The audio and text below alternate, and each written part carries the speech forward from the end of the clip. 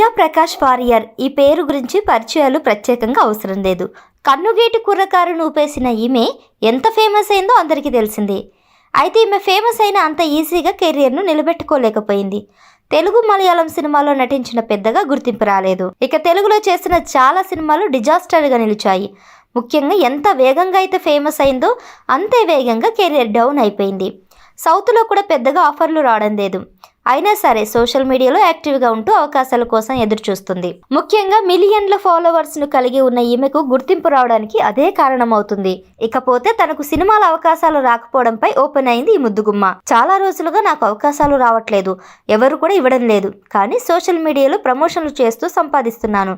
అలా వచ్చిన డబ్బుతోనే సర్వైవ్ అవుతున్నాను.